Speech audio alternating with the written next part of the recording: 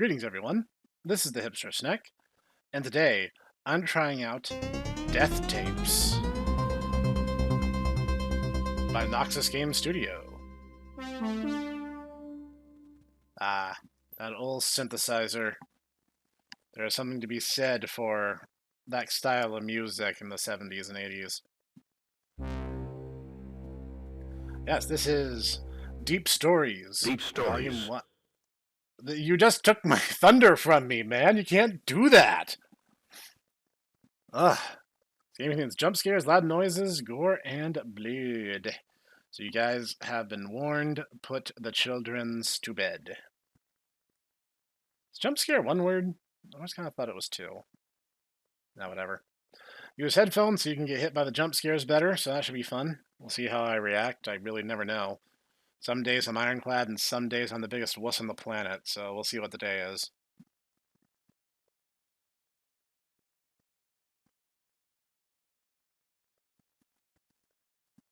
Oop. Death tapes. Check the options real quick. Alright, not a whole lot of them. About.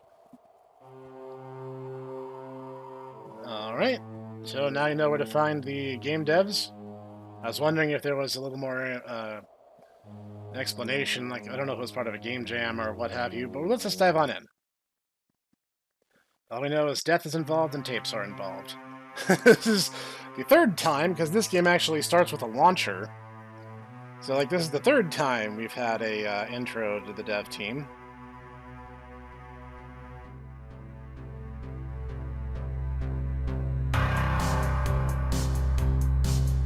I'm digging the soundtrack, though.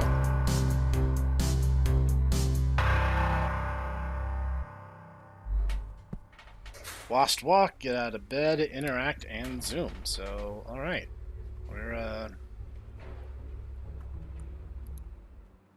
I'm on an elevator. I'm not in bed.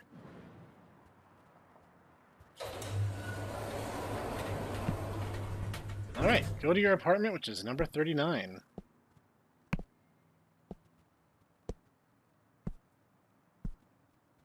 So, how far does this go down? Oh, it's a pretty small hallway. Fair enough. Finally, I'm home. I'm exhausted. So I'm Eric Scott. Some magazines here that I can't really read much. Oh, I have a PS1. Looks like I have a VHS. Looks like it's either VHS or a VHS DVD combo. I have Croc on the PS1. I never actually played that game. So, man, this hallway needs work on its lighting. There's my bathroom and my open floor plan shower. There should be a tub at least, or a drain at the very least. Every time I shower, I'm going to flood my bathroom. This guy lives a very, very difficult existence. It's interesting that the kitchen is its own little nook. This apartment is built under questionable circumstances. But I bet the rent is cheap. Oh, we got some Daft Punk.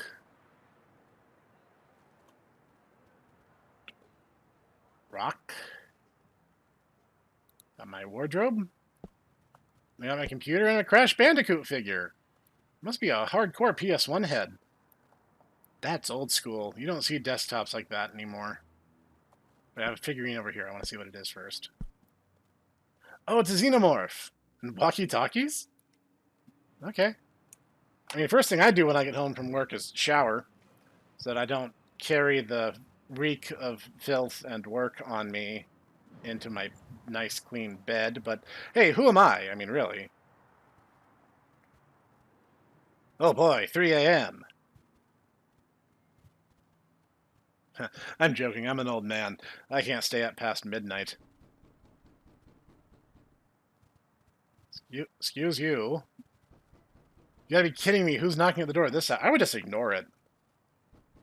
Like, legit. I guess I should close my doors a little. And, problem solved. That guy's hitting that something fierce. I shut the door on my own face. There we go. Problem solved. Well, it was worth a shot. I thought maybe I could solve this without becoming a horror protagonist, but no. No, I can't. Excuse you? Excuse you? Wait, I just thought of something. Why are there windows on these walls if there's an apartment on each side adjacent to mine, like we saw in the hallway? These are either storage cabinets or the world's most uselessly structurally superfluous windows that don't show anything. Or worse yet, maybe they do show something.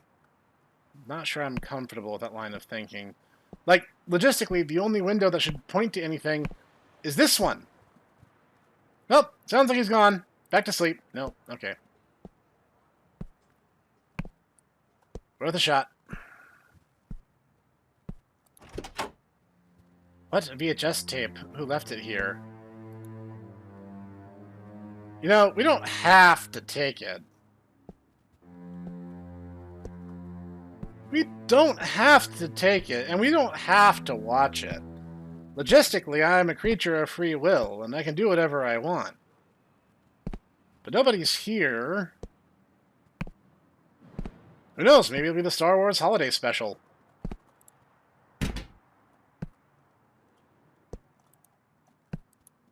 Ah, so it is a VHS deck. Right. I was going to sit on the couch, but if you're going to make me hover over the TV, someone taped my apartment. It must be some kind of stupid prank. Sounds like just a waste of everyone's time.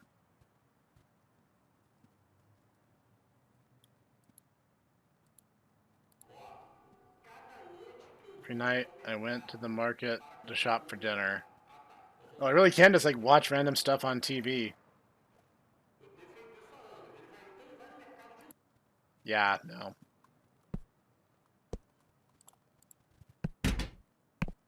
Now you watch the Cursed videotape, and now we're gonna get killed in 7 days, or 7 minutes, as case may be. It's not like he's gonna have the good decency to wait till 10 a.m. so it can be 7 hours. The sun would be out. You'd totally ruin the atmosphere. Well, shut my stupid mouth.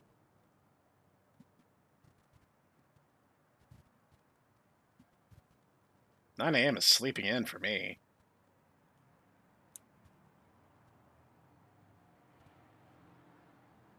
Yep. Go to the kitchen and eat the cereal.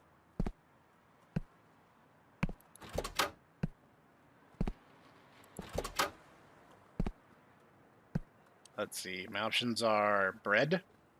Looks like Pepsi of all godforsaken things. Choco Puffs. And milk that I conveniently left out on the counter. I'm sure that's wholesome. Not gonna add any milk. I'm just gonna eat it dry. This dude must be just depressed. The real horror is the fact that he's just eating dry cereal for fun. Now I'll go to work. At 9? What? That means you're gonna get there like 9:30 at the earliest.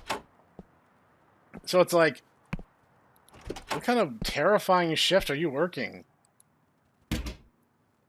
I shouldn't complain. I used to be retail, and back then I was usually the closing store manager, so my shift was like 2 to 10.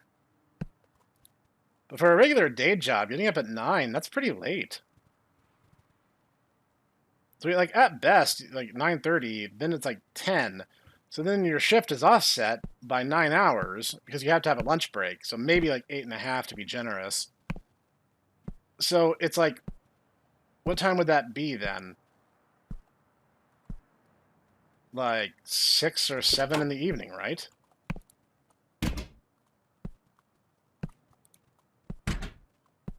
Are we gonna eat something, or do we only eat one meal a day?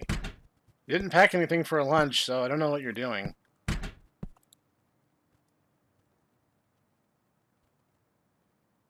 But in all seriousness, I know what's happening. This is called establishment, and we're showing what a humdrum, everyday, normal day in this guy's existence must be like before the inciting incident happens. That's why you see Peter Parker, the nerd, before you get to Spider-Man. And I'm just having some fun. I'm not making fun. I actually like this. That again. Just call the cops, dude.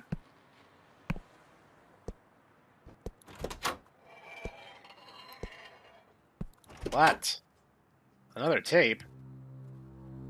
You now have bloody VHS tape. Okay, yeah, this is definitely when you stop screwing around and you call the cops.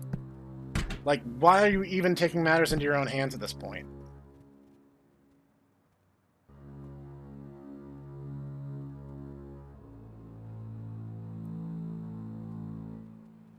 This is obviously a threat.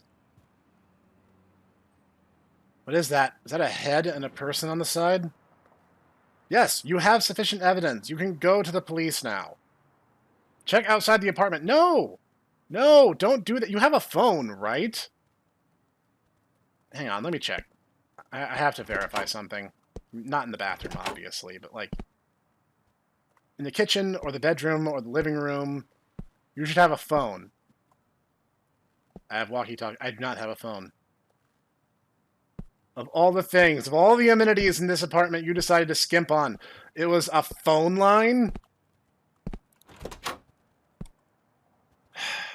All right. Let's take matters into our own hands. Oh. Like, I was so distracted, I was about to comment on how expensive that camera would have been. But then that happened. Was I supposed to run? Or was that the ending? I guess, where would I have run to? That apartment isn't very big. I was distracted by the camera, because those were expensive. My dad owned one of those back when I was a little kid. And, like, back then, they were a couple grand. And we're talking 1990s dollars, so even more than today's money. It's like, the killer was so slow, I wasn't 100% sure what was happening. Like, honestly, I'm sorry, I found that really funny. I know that wasn't what you were going for. You had a good setup and some good ambiance. But I have some critiques. The first being, he should have had a phone, and his first inclination should not have been the horror protagonist one. He should have done the reasonable thing first and called the cops. Now, mind you, this was set in, like, the 80s or 90s. So it easily could have been, oh, someone cut the phone, there's no signal. Then you have no choice but to go out and investigate on your own. It's a small and mechanically superfluous step, but it would add to the world building that I didn't just walk into my own demise because I was just being an idiot. Another thing is, the killer just killed me because he wanted to kill me.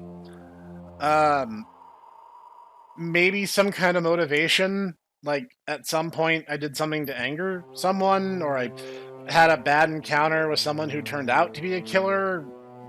It felt a little motivationless. He was messing with me specifically purely because it was me specifically. You have a good setup, though. If this is a volume 1 to more to come, I'd be curious to see where it goes. Like, I think you could do a lot more with it. But don't be afraid to build on this concept and take it to another level, because I know you can. Also, I think the killer should be a lot faster, or that the death animation shouldn't allow me the opportunity to walk away from him. There was no option to run, so like holding shift did nothing. But like, he had to hit me 3 times before I went down. Like, have him hit you once really fast, and then change it to a cutscene rather than gameplay. And just let it like play out with him just going hog on you, and a lot faster. He was kind of a lazy killer. I wanted a little more dramatic in terms of encounter with the villain. What you have here is a good start. I'd like to see a volume 2. I'd like to see this concept expanded upon, and you obviously have the skills to do it, Noxus Game Studio.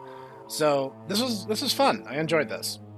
And this is the hipster Snek, and as always, the links are in the description. And I will see you guys next time.